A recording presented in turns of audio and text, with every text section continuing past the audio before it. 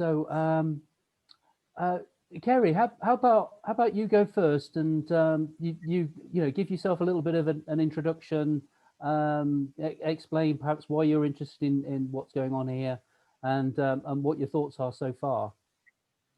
Okay, thank you, Gary. I think that you've all seen my CV, or at least it was sent around, wasn't it? But in a nutshell, I started off as a mathematician, and I have a first degree in maths and then a master's in operational research, which is basically maths for business. And then I worked 20 years in consulting, advising corporates and government departments. And my specialist area was systems, in particular system dynamics. I trained originally with Barry Richmond and then Peter Senge. And I worked for many years, not in systems directly, but in performance management, because none of my clients were interested in systems thinking. All of my clients were interested in improving their performance and having a great strategy. And systems thinking and system dynamics are great ways of doing that. For the last 16 years, I've been freelance, and alongside that's enabled me to work with some much smaller organizations and startups, and also to pursue other interests. So one of my interests outside of systems is horses, and I wrote a book, a little known book in system circles called Riding Dynamics, which is all about how to create a unified system with a horse. I've still got copies available, signed by the author.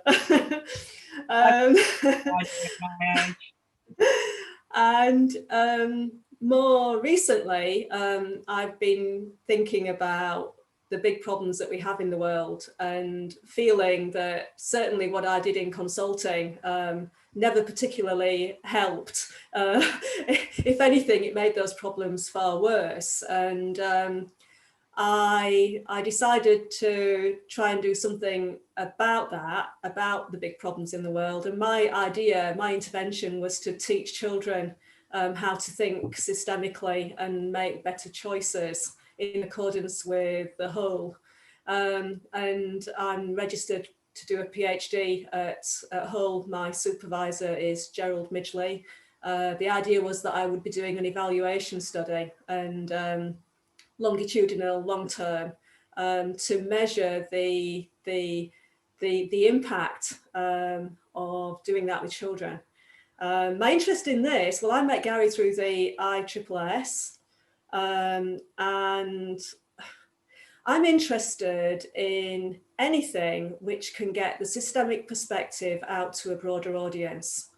So that's one point of an alignment. But the other point of alignment is that, having done a little bit of mapping of what I understand is going on in the world with coronavirus, I just don't get a lot of the policies that are being used, a lot of the actions that are being taken. And I'd like to see something more coherent, more systemic, and for the good of the whole to be done in this area. And in line with that, you probably already have this written down somewhere and I've just not seen it, but what I'd really like to have really clearly written down on one of these documents, Gary, would be a really clear statement on what it is that we're aiming to achieve with this group. You know, what is the purpose of the group? And also our timeline, you know, when we're hoping to have achieved those things. Right. Thanks very much, Kerry. That's really great as an intro. Appreciate it. Okay. Okay. Any questions for Kerry before we move around? Okay. Okay. So Eugenie, would you like to go next? Well, I'm coming from the other end of the spectrum because I believe in building up.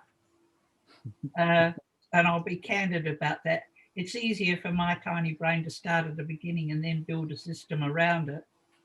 But I'm leaving that aside. I must admit I'd assumed well, I want to ask, are we going to have, let's take the section on the basics, which was the one that Jennifer allocated to Bevan, me, Richard, Kirsty, and Uncle Tom Cobley and all. That, you know, there are a number of integrated systems, there's a number of pathways through management of inflammation which interact not just with the renin-angiotensin system, and there are a number of important areas like compound 21, NRF1, etc.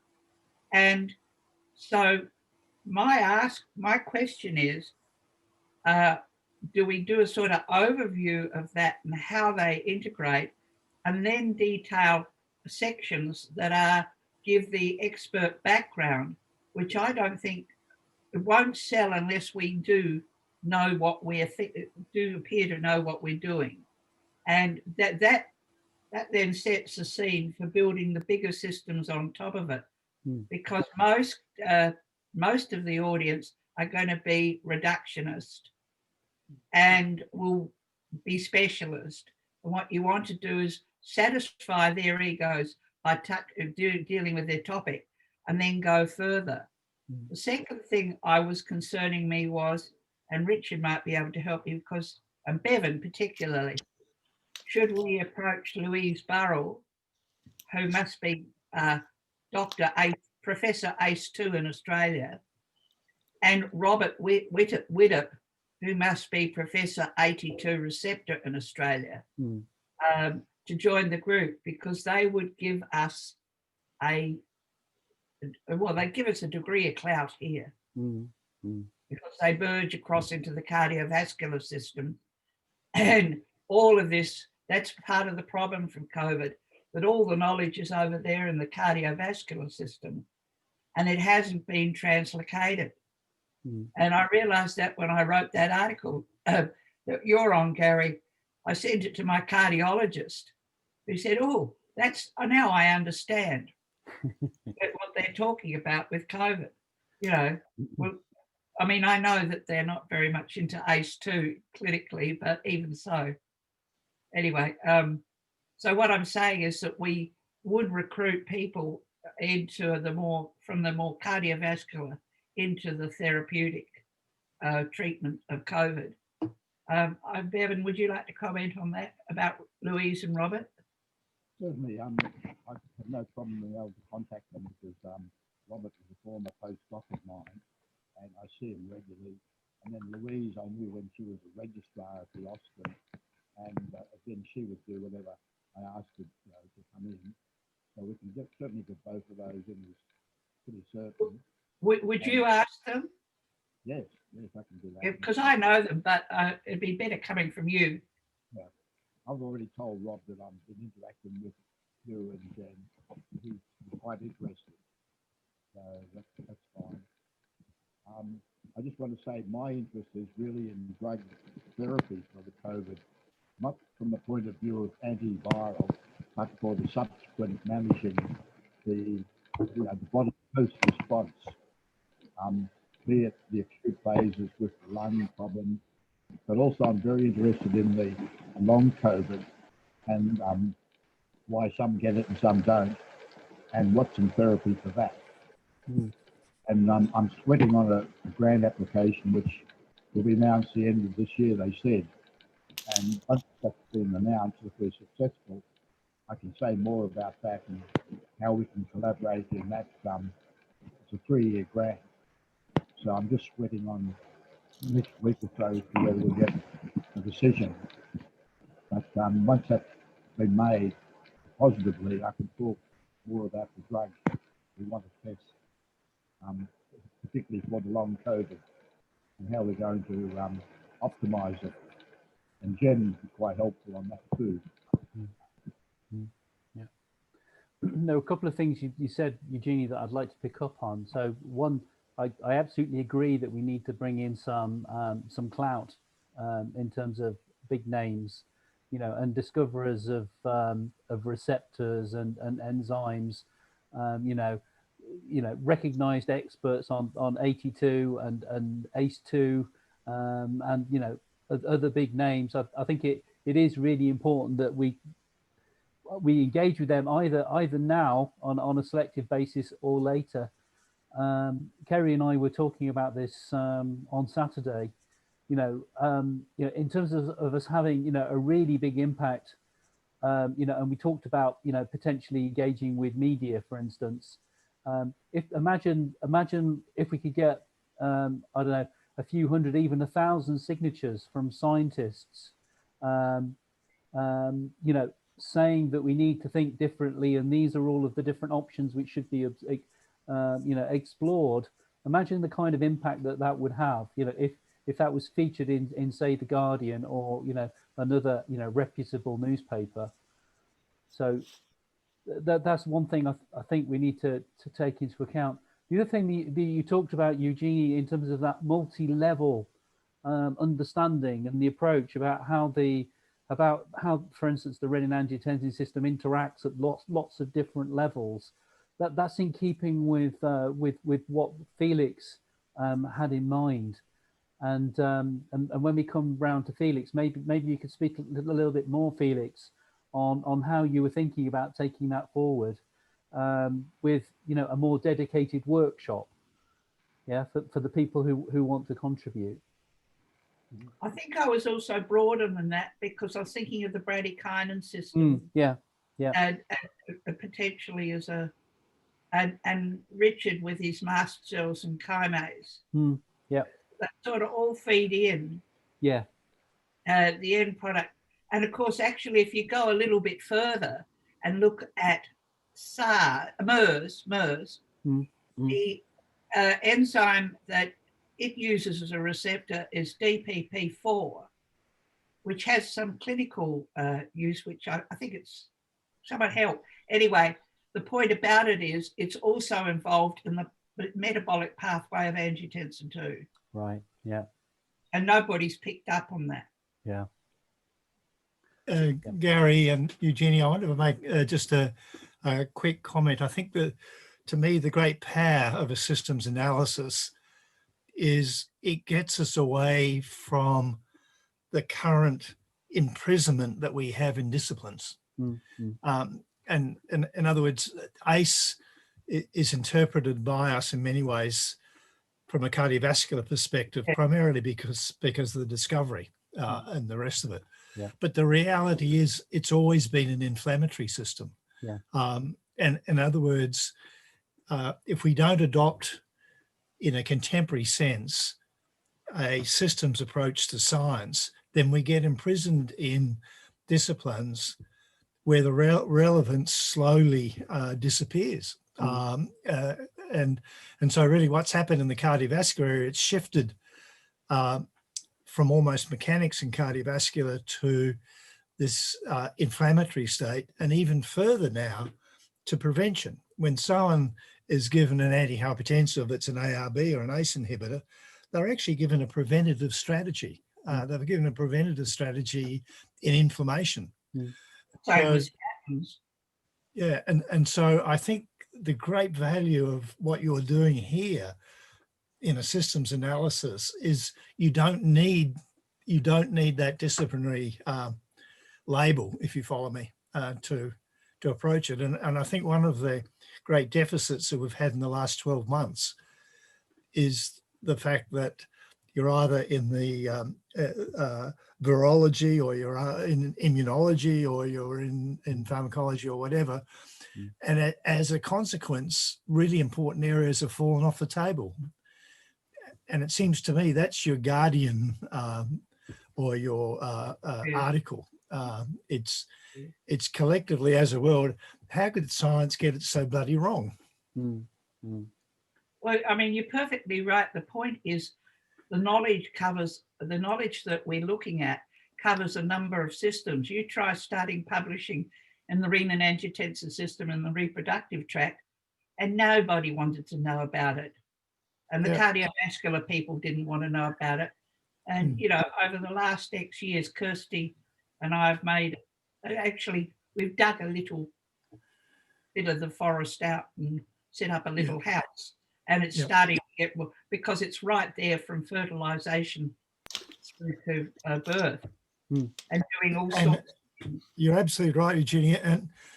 And SARS-CoV-2 doesn't really worry too much about how universities orientate themselves around disciplines. It does it deliberately. It goes across the disciplines deliberately. That's one of our weaknesses. It's recognized it. It's more is. intelligent than we think.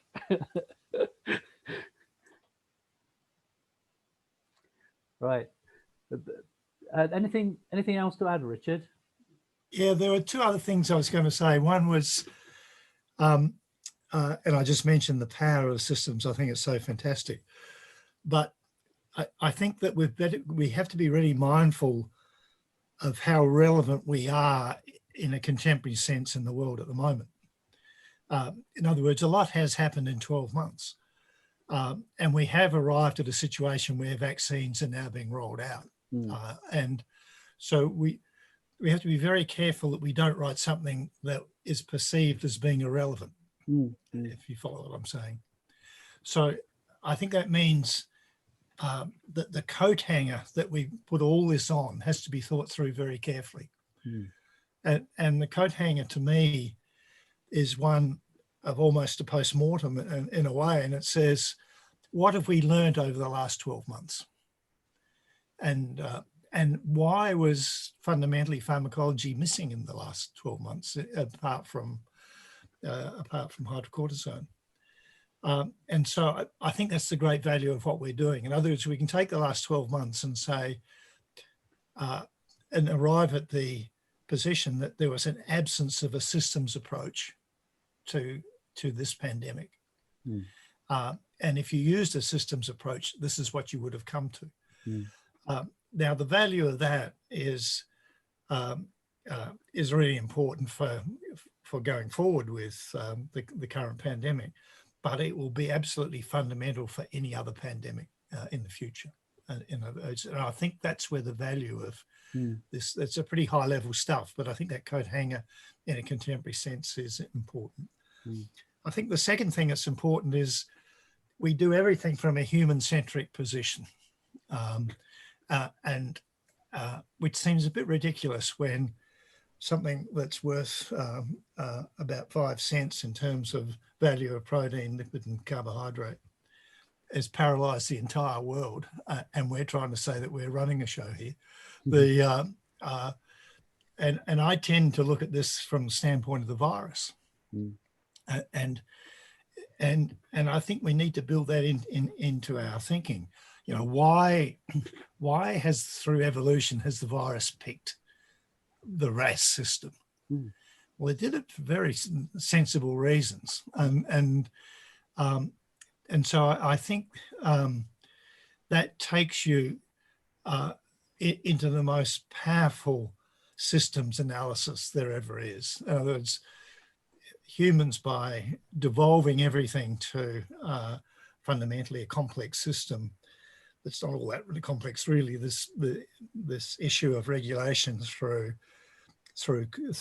positive and negative control, as we see with RAS, for example, classically, and everything else, parasympathetic, sympathetic nervous system, etc. While it's given us great advantages in evolution, it's given us massive vulnerability in terms of points of vicious attack by something relatively simple. And so I think it's really important to kind of tease that introduction out and then for us to get into the mechanics of it. So they're the two issues. And both of them build on what Kerry said and what Eugenie said. If I could just quickly comment on that, looking at the evolution of the renin-angiotensin system, which I've been trying to do, the first things that turn up is the receptor, the AT1, AT2 receptor. And then later down the path come renins fairly late in the game when you know, pro-renin receptor is pre-Cambrian. So it's interesting that the receptor or a prototype of the receptor, they can't work out which one it is there way, way back before anything else. And the first path thing of the renin-angiotensin or angiotensin seems to have done, if you look at evolution, is release catecholamines from the And so it was a particularly potentiating a genetic system. But then this is, I mean, it's obviously fragmented knowledge, but it's interesting that the receptor is there. I agree entirely, Eugenia. It's the it's almost like a musical instrument was made, and then you have the ability to write lots and lots of sheet music beyond it, and so that's the elegance of biology, that it wants to conserve. It doesn't necessarily want to keep redesigning things, but to exploit the maximum potential of anything, and that's what's clearly done in this case, just by simply adding it. And the most amazing thing I've seen recently around RAS, and I was totally unaware of, was the interaction of RAS with vitamin D. And I know. It's truly astonishing. And so it's an interaction of RAS with so many things, as you mentioned, catecholamine's being one, but it's the interaction with so many other things as well. And you can only get your mind around that in the systems analysis. Yeah. RXR. Taking vitamin D during winter, as well as sartan. I'm right. Sorry, I didn't hear you, Bevan. Yeah, we're going to have to buy you a new mic for Christmas, Bevan. Vitamin D as well as the sartan during winter. Keep away from COVID, so it seemed to work.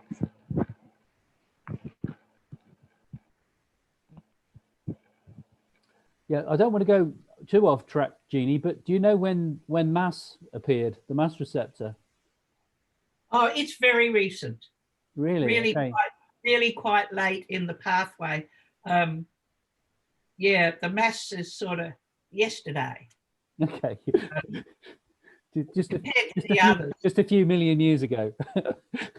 Whereas Reedon's definitely down there in the hagfish and the elasmobranchs. Right. The other guys are back in the Cantharides elegans and all those. It's quite I mean, I've only just, I started doing it because I was bored and then too much work came along. All right, thanks. Okay, Bevan, let's give your mic a go, and do you have some topics that you'd like to bring up?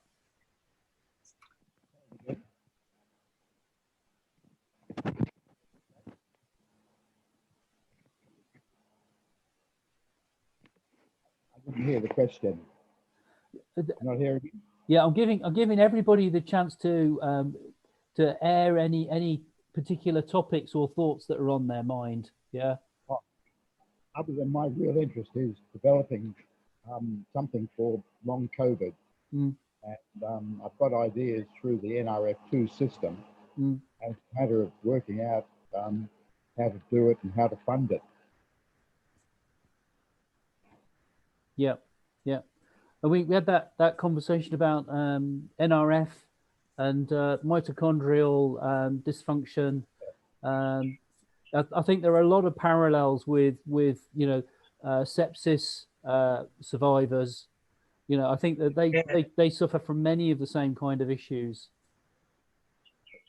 I was intending to do that in the paper for the Gen for that PDP thing, and I can certainly produce other papers saying that sepsis drugs also work for NR2, and there's a great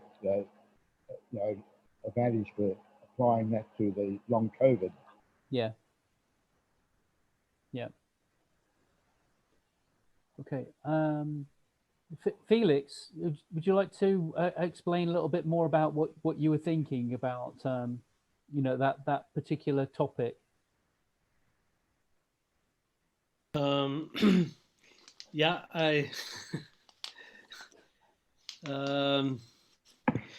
the first point is I think the current discussion in academia concerned with COVID is focused on the vaccination. And if you look, at least in Austria and Germany, to the content of this discussion, they just for instance, in the UK, they started with the vaccination, and according to media reports, they have overseen that people with allergies have a certain risk to obtain the vaccination. This was written down in the English newspapers, but it was not reported in German newspapers and not in Austrian newspapers. So right now, the so to say science-based political communication tries to propagate the vaccination, which is okay, but if a wider thoughtful population will get informed about this problem, then there will be again a strong wave against vaccination. So if we would, as Jennifer was stressing in one of her papers, which we were distributed in this group, if we would focus on the virus and the host, so you have a system with two components, and not only on the molecular level in saying, okay, vaccination is just more or less with several steps evoking antibodies or so, but the immune system is more complex. And as Bevin was, I think, contributing today with the interferon story, so this shows that maybe in half a year or 9 months, we will know much more of unintended side effects, unseen side effects, which devaluate vaccination if we see this new wave of, oh, this is a very dangerous vaccination and so on. So the risk-benefit discussion should be framed by a systems thinking, by thinking that there is a virus in an organism and not just on a receptive site, which is the AC2.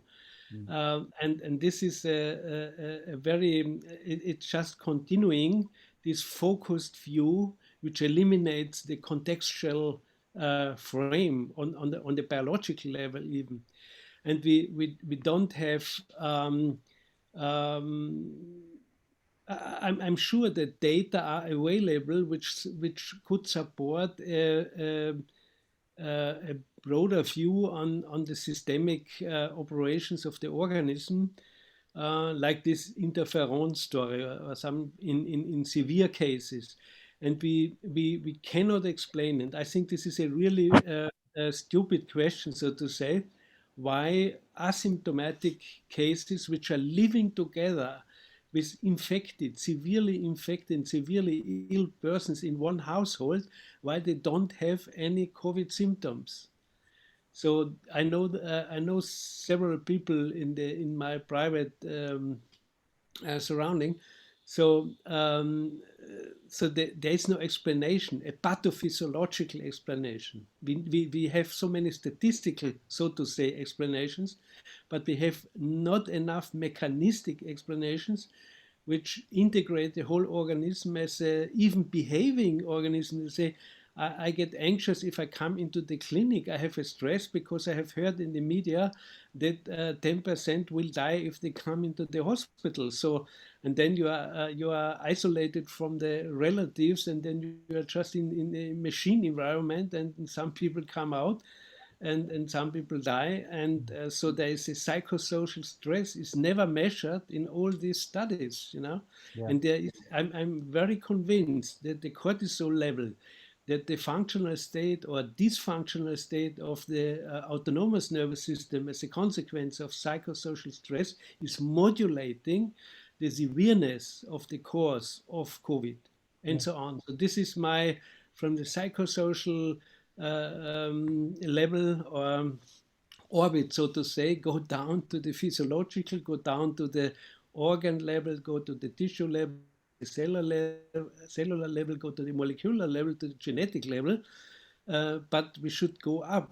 Right now they are really attached to this, directly, maybe addicted to the molecular view, and also Benninger and all these people, if you ask them about what is going in the mouse, what is going on, what is the role of the microbiome? You know, 1 year ago, every medical teaching unit was touching the field of microbiome in the gut and here and there, and the immune system and the gut and the microbiome. So suddenly they disappeared, the whole discussion, and this is really strange. And I think we should reanimate this more wider view on how is the organism operating regarding health and disease.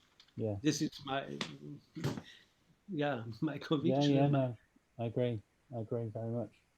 I think the role of the microbiome is incredibly important, both in terms of I would say protection at the front end of the infection. It may well be that one of the factors which leads to non-systematic, what's the term, non-AC, I can't remember, but people who don't have symptoms, it may well be that they have a very healthy microbiome, and it might be those people who have a more severe course of the disease, people who have allergic responses. It may well come down to what their microbiome is made up of, So it's certainly something that we really have to take into account. It's not just the virus and the human, it's the virus, the human, and the microbiome which is within the human. So it's a whole system. Silent spreaders. Is that what you meant? Silent spreaders. Silent spreaders. We're writing a grant at the moment to study the vaginal microbiome of the thoroughbred horse. Okay, well, that's definitely Kerry's subject. I thought you'd enjoy that. Yeah. Gary, I wonder if I could just pick up on what you're saying in the microbiome, and yet again, it's the value of what this group is talking about in the systems analysis, because the only way to look at it is that way. And what the systems analysis tells you is that as you age, you decrease the number of available T cells and particularly T killer cells. But the evidence out there is quite strong around the microbiome boosting the number of T cells through fermentation processes. And that takes you to both diet and the microbiome. Yes. And it's usually driven through short chain fatty acids like butyrate and so on and so forth. And people have even gone further and shown that you can reduce infections, and I think they were pulmonary infections, by the way that you fed that microbiome. In other words, the prebiotics. Yeah. There was some conversation. I used to attend cancer conferences, not just the renin-angiotensin system conference, Eugenie, but I did attend cancer conferences as well. And I remember there being a really great talk about the importance of nutrition, the microbiome, and cancer survival. That was, I don't know, 8-10 years ago. But that field is still incredibly quiet, given how important it is. Because again, it's all driven by what drugs can we develop, what money can we make, not really necessarily looking at how do we keep people healthy, exercise, diet, occupations, etc., which are all really important. Actually, there's a lot of interest here in the gut microbiome and hypertension. And also I heard a paper the other day of the gut virome. Okay. Yeah. And hypertension. It was simply finding various viruses that were more common in hypertensions. But so they're right down to the gut virome, but there's an enormous amount of knowledge there. Yeah. Just trying to read about the horse vaginal microbiome's a killer. The only redeeming thing about it is there's hardly any knowledge. So you don't have to know very much. So part of that coat hanger and this human-centric approach to things, Eugenie speaks to that. On average, a human has about 42 trillion cells, and we have 10 times that number in terms of bacteria. And I think it may be even as high as 100 times that number in terms of viruses. And so we are really a tiny player in this in this broader system when you look at it as a systems approach.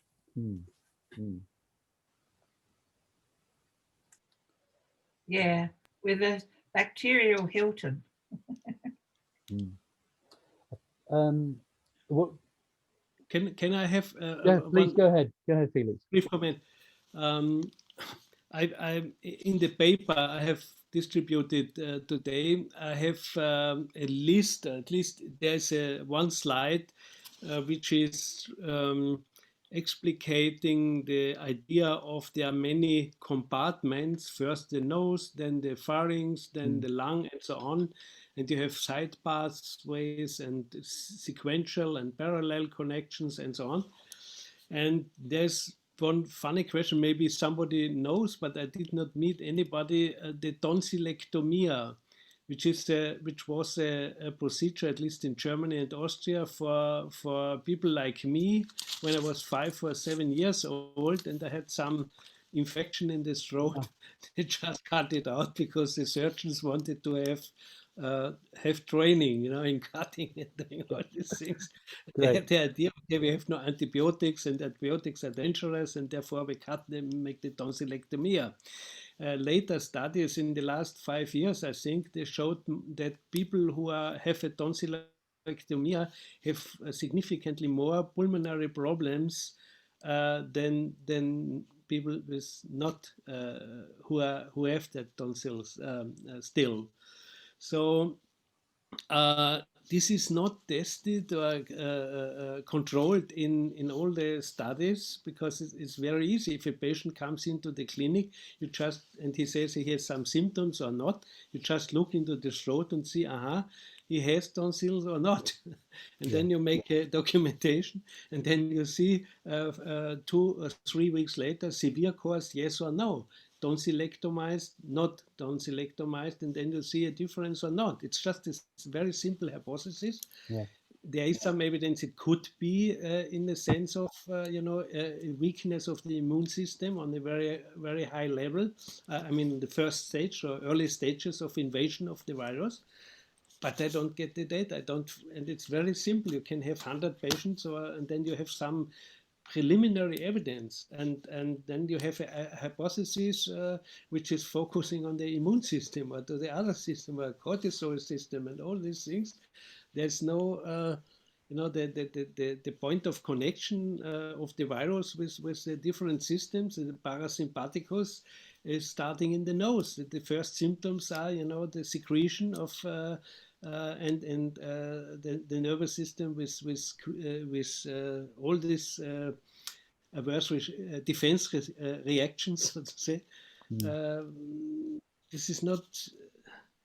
I'm astonished. They just say we look for the molecules and that's it. And there's no correspondence between clinical observation, which you have to do as a high qualified medical doctor on the clinical level, and to connect it with the very important knowledge about the molecular world. And there's an immense gap, starting with the first, you are sneezing and you have, you look like you have a cold, maybe you have COVID, and then they just make the tests and they make, I don't know what, but not, and now in the German Society for Hygiene was proposing iodide, I don't know how to say, not to drink it, but to clean the pharynx, and they have some evidence, made some experiments where they could show that the virus after 30 seconds is dead, so to say, with a very old usual iodide solution, of water. I don't know how to say it. Yeah. So these are very simple things. And so the thing is, if a patient has met somebody with COVID, if a person has somebody met with COVID, then he has to go to quarantine. And then he has to wait 3 weeks. This is the practical life, 3 days till somebody is coming making the tests. Then he waits 3 days, another 3 days if the test is positive or not. So it's 1 week. So what does he do the 24 hours at home? Why don't use all these old housewife things which are so even salt things seem to be according to the German Society for Hospital Hygiene, which is not a crazy gang. Yeah, they say there is some evidence and please use it. It's better than doing nothing. Yeah, Yes. just at least you take care of what's going on in your nose and what's Yeah. going on in your throat and what's going on probably with your lungs and so. And Yeah. this is sorry too long, but No, I it's just good. want to say from a general practitioner's view, Mm. it's so simple to see, okay, the invasion of the virus, not only on the AC. Yeah, Yeah, this is the yeah. molecular level.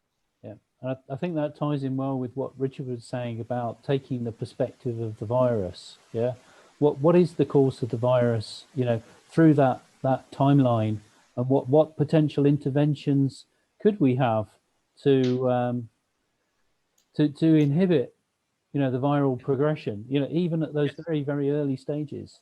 Yeah. The point of no If return. I could just Yeah. Go ahead, Richard. pick up on that, and Felix, I agree entirely. I love your diagram. It was great. The addition I'd make to it is the mask, because if a mask means that you're with age a declining immune system is dealing with one virus particle versus 100 virus particles, you're better off dealing with one because you've got a mask. And so, in other words, it's straight stoichiometric chemistry, and at the very start of the process. And picking up also, Felix, there are so many changes that occur in the mouth and the nose with age, in terms of availability of mucus and availability of fluid and so on and so forth, which are equally important, and talk to the fact that a mask as a physical barrier is a really sensible approach. Felix, I didn't get your paper. I've just been flicking through my email. Can you send it to me, please? Yes. I will As I try. say, can you send it separate from the enormous stream of? Yes. I send it in a couple of minutes. Yeah. Yeah. If anything, if anyone has anything that they think is important, then send it to me and I'll make sure that it's included. Yeah, in this prototype that I'm putting together. But I think I've got everything that's been sent in my emails. But if there's something that you're particularly worried about, then send it to me again. Okay.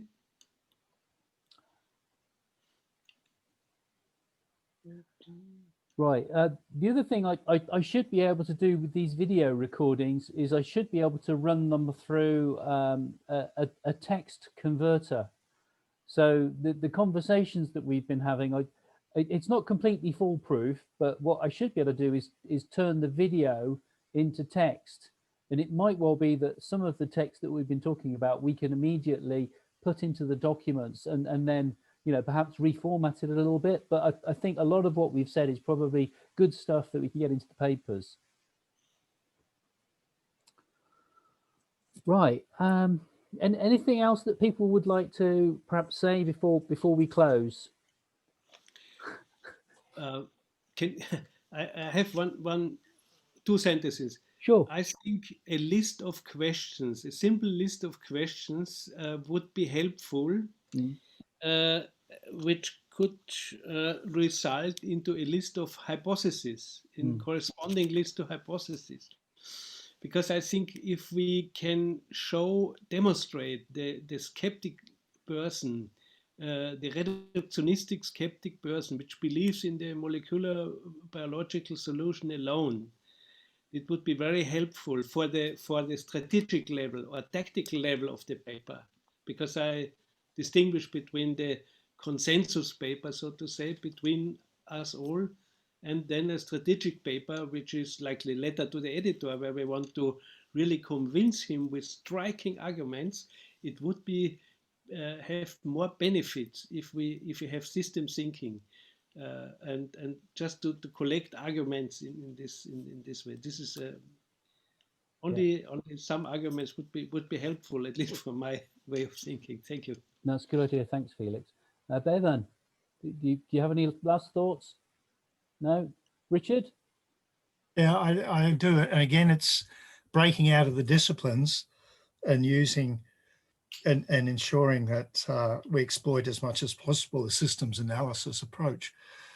If I said to you sympathetic and parasympathetic, if I said to you noradrenaline and acetylcholine, if I said to you angiotensin 2 and angiotensin 1-7, you've got these balancing entities. Yeah. But the reality is that's no different in my mind than digitization. In other words, we've got a whole discipline sitting to one side that's evolved around the most amazing things in digitization. But we don't look at this in that context. But in actual fact, that's what it is. It's based on the same units of positive, negative, and which is the fundamental issue of digitization.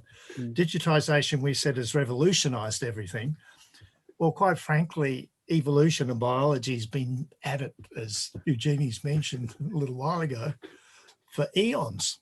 And Yes. and I think we should be looking at this as this is not a discipline with its own language of agonists and antagonists necessarily. This is part of a common process of that we see in digitization. Yes. Yeah. It's a good like that. Yeah. One day we'll maybe get someone to give a little bit of a talk on general system concepts, which are concepts universal to all systems, and things like feedback, negative, positive, and a bunch of other concepts are universal to all types of systems. So we might maybe integrate some of that perhaps in some of the papers somewhere, and maybe give a little bit of an explanation of that. That would be amazing. Okay. You should join the ISSS or the Bertalanffy Stanza or one of these system organizations. Eugenie, any last thoughts? I just have to go in a tick. Yeah. I wanted to know when we were going to meet again, because next time would be Christmas Day for us, and I don't think it's on. Yeah. Could we perhaps do this Tuesday, Wednesday next week? No. No. Okay. I would say that Kirsty and Jennifer will be out of circulation. Okay. Because they've got families and everything arriving. Yeah. And theoretically, so have we. Yeah. How about between Christmas and New Year? Do you think that might be possible? Again, I suspect everything's shut. Everyone shuts down. Yeah. The university insists you're on holiday. Right. And my feeling would be that we didn't start in Australia till the New Year. I know we're different from Europe. Yeah. Because you've got nothing to do but stay inside and be cold. Yeah. This is the time of the year you go to the beach and surfing. Okay. Everyone goes on holiday. I don't know. What do you think, Richard? I'd agree. You're absolutely right. Australia goes into a type of paralysis for the next 2 weeks. Okay. Oh, no. Okay. That gives me plenty of time to set up the working platform then. Yeah. Okay, and what I'll also do is I'll sort out some textual transcripts of the videos that we've done so far. Okay, Kerry, how are you feeling? Any thoughts? I'm feeling fine. Very interesting. I'd love to get on a plane and come to Australia. Yeah, we're not letting anyone in, and I don't know what's going to happen now, because Western Australia has just shut the borders to New South Wales. Yeah. Because we now have 17 cases. suddenly, thanks to two gentlemen who were tested and went to the various clubs, etc. Oh, great. Round Avalon, and one of them was a band person. So they have caused this about a cluster there, Yeah. and we're waiting on Queensland to shut down. So we, you won't be here for a while, Kerry. No. Oh dear. Yeah. I don't think any of us will be traveling for quite a while yet. Mm. Okay. Right. Well, thanks again, everybody, for the great conversation. Oh, Felix, you've got something else to say? Yeah. Go ahead. Very brief. Could we meet? I didn't hear it, on the 7th of January, which is a Thursday. Would be the next date? Because 2 weeks, Christmas is more or less. Yes. Yeah. So yeah, it's looking like we're not going to be able to do anything for at least a couple of weeks. Okay. I have two brief comments. I would like, if you would like to receive some comments on this paper, if you don't, which I sent today, I say 7 hours ago. Yeah. Some comments, I would like to integrate them during this time, these 2 Yeah. weeks, if I have time. Yeah. And then I had the idea, why don't you draw a diagram how you think the pathology of COVID is organized, the functional organization of COVID, just as you like it, with a pencil or with a tool, a drawing tool, and send it to us. We'll make a photograph or something. It would be interesting, because a visualization probably says more than 1,000 words, is a wise wording. Yeah. I would enjoy it, because it's coming to the core of systems modeling and systems analysis. Okay, thank you. Okay, thanks. Yeah, I'll start to create the pages and the links on Google Suite, and I'll send that around. And if people are free, perhaps I'll set up one-to-one sessions where I can give you a quick introduction if needed. But it is fairly self-explanatory. So, right. So everybody, thanks again, and see you all soon. Have a great Christmas and enjoy your holidays, and don't work too hard. Okay, bye everybody. Thank you. Likewise. Bye All the best, Bye. everyone. Bye-bye.